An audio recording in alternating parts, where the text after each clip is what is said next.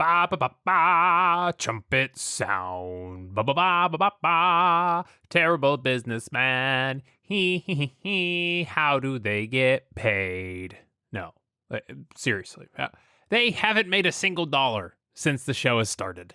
You won't even believe me what they do with the money in this episode. And no, it's not put it in a low-risk index fund, because this is Redeye Reviews. We start with a man getting pulled over by the cops. He quickly hides his porno mags and stops the car. Don't go out in a tailspin of speculation and accusations about your fellow officers. He's inspecting these crooked cops for being stone cold killers. They disagree and tell him if he doesn't drop these false accusations, they will kill him. We're the police. So, fearing for his life, he hires the A-Team. Too bad the only guy available was Mario's rival, Wario. You could spare a bro for old kid Shalene. When I was young, I hit all the moves. Good thing he was in disguise, otherwise that random bartender might have recognized him. He brings him his nudie mags for payment, and like the fantastic businessmen that they are, they take the job. I don't think anyone would believe you. It's got to be some kind of trap, Hannibal. But first, B.A. has some very important research to do with those goods. That Maloney's one tough dude, ain't he? I tell you, Hannibal, these photos of his wife and daughter. Now that B.A. is good and relaxed, the gang sets off to sneak into the police station. It's gonna be like going up against ourselves. Exciting, isn't it? They bring a jar of roaches, claiming there is a terrible bug problem in the police station. They subtly dispense the bugs by dumping the entire jar into a single pile. And that's all they have to do. Yep, now they are left alone in a police station. Why don't you just spray that thing or something? And now we see the bug control crew has left a few additional bugs behind. Replace the button on the collar with one from the kid. Bringing me along to show how wonderfully sexist. But with only 3 of the boys, it just ain't a party. So they go and get Murdoch. It got no satisfaction. Yes, Murdoch. Turns out, in between missions, they actually just drop him back off at the VA hospital. They don't want to hang out with him. Like, even his best friends can't keep him around that long. So they sign him out, claiming he has a bad case of balloon animal syndrome. Murdoch, I don't remember him being like this. It must have been incubating all this time. Oh, no, he's gone. It's too late, Doc. And just like that, everybody is primed and ready to catch some crooked coppers. Until we all back out, we're all in. Yeah, I know. I was just, Zip it. So, learning who their next assassination target will be, they calmly drive over there, trying their best to not raise suspicion. Then, in another partially baked idea, they dress up like the guy who's about to be shot.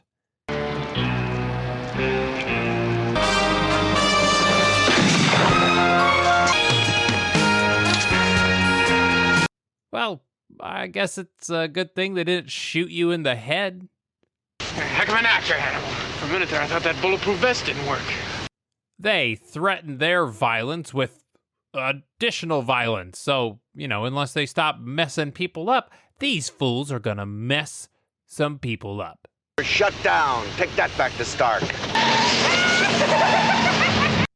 But now the cops know they might be bugged. But how? It's a mystery. How could these men who wear the same outfit every single day and commit all these crimes in it possibly be bugged? They had an ear on us. A bug?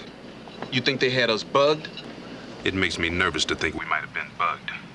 Back at one of the cops' homes, his lady who made an outfit from a pool umbrella with I'm sorry, I can't really describe what I'm seeing here. Like, she's got the little half sock, not sock leg thing, bronze legs, and a towel on her head.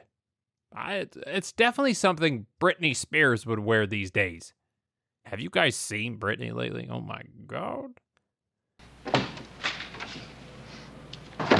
What about the song? You got 2 more verses coming. But now the A-Team has gotten into his very home. So, beyond frustrated with their incredible bugging ability, he puts on his singular outfit and he heads to meet up with the others. They set up some snipers out on the hill, but I don't know, I guess wearing blue jumpsuits is kind of easy to spot. Business. Pulls a little to the left. What? How on earth could they have been found out? Oh, it's not like they went 100 feet up the hill directly to their left or anything. The resignations and the confessions, or you're all dead men. And once again, threaten them with murder if they don't stop murdering people. We're wondering how in the hell they're bugging everywhere we go before we even get there, and we're carrying the mics right along with us. Eureka! They finally found the bugs. You know what I also just realized? There's no way these bugs would have survived the washer and dryer. That means these men have been wearing the same nasty-ass uniforms for 3 days straight. You know what? I bet that place actually does have roaches. But now, without their bugs, they are forced to use their most powerful tracking ever. Their own libido. Oh, Danny from Greece is gonna be pissed off this greaser's trying to steal his girl. She leads the cop to a lovely motel, where inside, he's about to learn the definition of a double menage a trois, which he is not okay with. I could debate that statement. Say cheese. They tell him to get evidence against his friends, but he just doesn't know if he could get them. That's not so easy. You can get him. Yeah, I can get him, but... Never mind. He can get them. But, it's a double cross. His own janitor cop squad placed their own bug. That's right, we got bugs inside of bugs. It's like that creepy museum that you pretend a serial killer didn't gas chamber a bunch of bugs and then pin them to a bulletin board for display. You ever been to one of those things? Everyone's walking around acting like it's totally fine that that's happening. Guess who pulled a short straw? What are you talking about? So now they know their own guy will double-cross them. And not only that, but where the meetup is going to take place. Got him by the ring toss. They're heading over toward the merry-go-round. And squeal, the greaser does. The dirty cops show up in their even dirtier clothing. They still believe that they can't be seen in these urban environments. The A-Team doesn't even have to try. Hannibal dresses up like a mannequin. Which, to be fair, in his old age, he could easily be mistaken for one. But still. We also see BAs continuing to kill birds and then hang parts of those birds from his ears.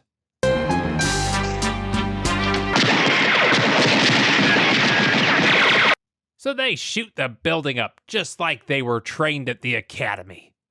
With just a ton of hip movement, doing cute little hops as they move. Honestly, the whole thing is really cute. Turns out they shot everywhere except the 2 feet of ceiling scaffolding.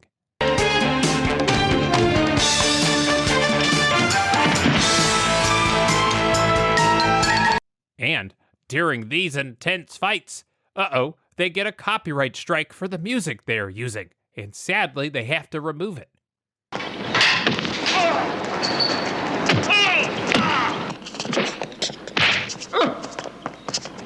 But after a quick copyright dispute, turns out they are 100% in their legal rights to use the music, and the studio finally buckled. So we turn it back on.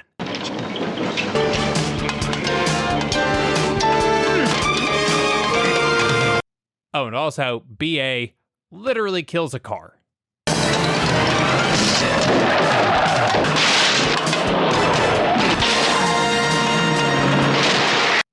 His kneecaps are shattered, but at least he looked cool.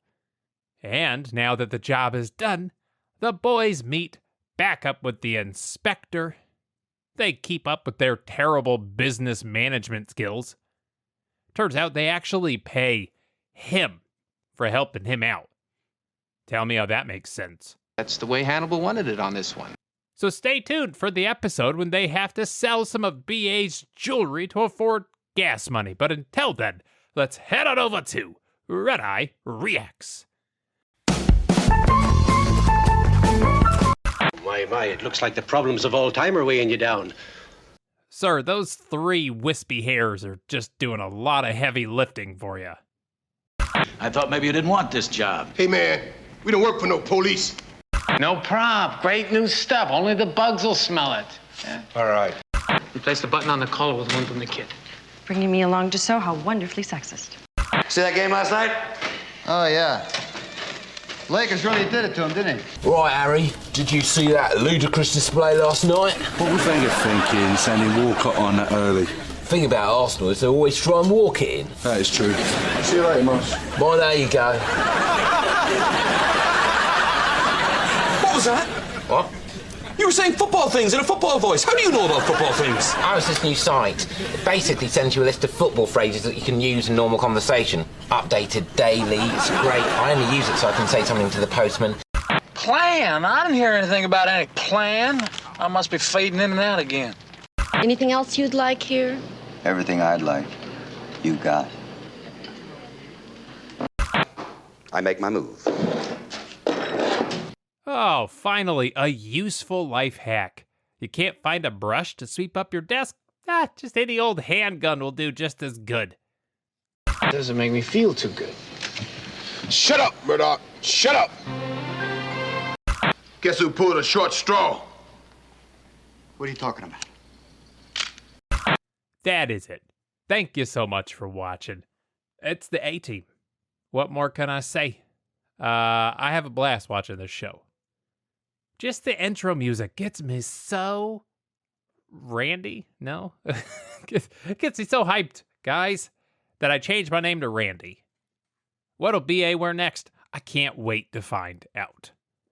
But as always, a huge shout out to my Patreon community. We've been doing a random spinny wheel. It's pretty fun. Everyone just picks random movies, we throw it on a wheel, and I just do the next one. It's wild. It's Randy, if you would. If you want to join that community and join in on the fun, I have a link in the description to support the channel in that way. I have a Discord community down there and a merch store.